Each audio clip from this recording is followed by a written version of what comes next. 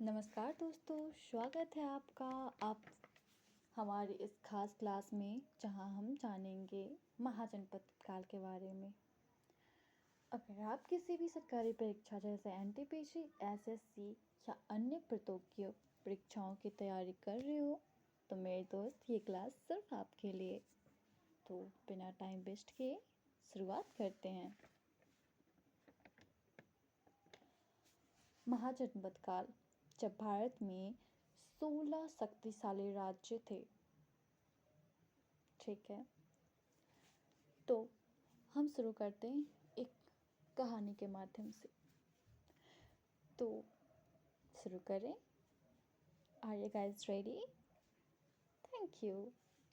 आज से लगभग 2600 साल पहले जब दुनिया के कई हिस्सों में लोग छोटे छोटे कबीलों में बटे थे, तब भारत में एक बड़े बदलाव का दौर गुजर रहा था। छोटे छोटे जनपद अब बड़े शक्तिशाली राज्यों में बदल रहे थे। वह समय था जब युद्ध, राजनीति, अर्थव्यवस्था और ज्ञान विज्ञान का तेजी से विकास हो रहा था। यह समय था महाजनपद काल का।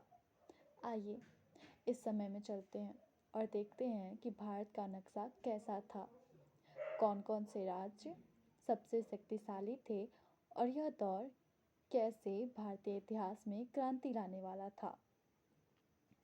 अगर आप सिर्फ 6वीं शताब्दी ईसा पूर्व के भारत के ऊपर से उड़ते हो तो आप सिर्फ जंगल, नदियाँ और छोटे छोटे गांव नहीं देखेंगे, बल्कि आपको बड़े बड़े किले, विशाल दरबार, युद्ध के मैदान और बाजार भी दिखेंगे। अब भारत का 16 महाजनपद में बढ़ चुका था, जिनमें से कुछ बहुत शक्तिशाली थे। मगध जो कि सबसे ताकतवर राज्य था, जिसे हर कोई जीतना चाहता था। दूसरा था कौशल, ये भगवान राम की जन्मभूमि थी, इसे अयोध्या नगरी भी कहते हैं।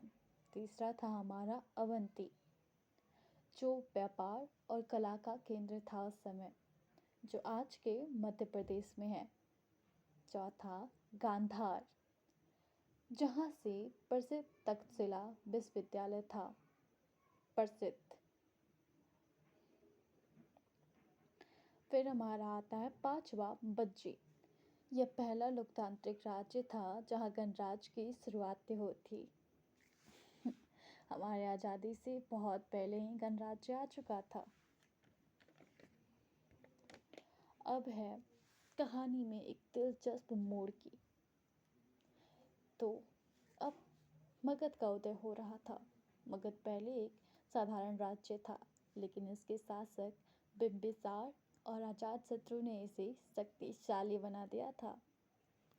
बिंबिसार, इन्होंने सिंहासन संभाला था तो ताकत से नहीं, बल्कि शादी में राजनीति से, जो भी आप कह सकते हो। और इसी तरह से इन्होंने अपने राज्य को बढ़ाया और ताकतवर बनाया। तो इन्होंने कौशल की राजकुमारी से शादी की और अयोध्या के इलाकों पर अधिकार कर लिया। फिर लिच्छवी गणराज्य से विवाह करके संबंध बनाए, जिससे उत्तरी क्षेत्र में इनका पकड़ मजबूत हुआ। अजातशत्रु, जो कि बिंबिसार के बेटे थे, इन्होंने अपने ही पिता की हत्या कर दिया, इसलिए इन्हें पितृहंता भी कहते हैं। तो पहले जब बिंबिसार ने अपनी राजधानी बनाई तो वो राजगृह था, तो इन्होंने राजगृह से राजधानी पाटलिपुत्र को कर दिया और इनका लिच्छवी गणराज्य से कुछ खास जमता नहीं था। अक्सर अजातशत्रु और लिच्छवी में लड़ाइयाँ चलती थी। धन्यवाद दोस्तों। आज का क्लास यहीं समाप्त। फिर मिलते हैं अगले क्लास में।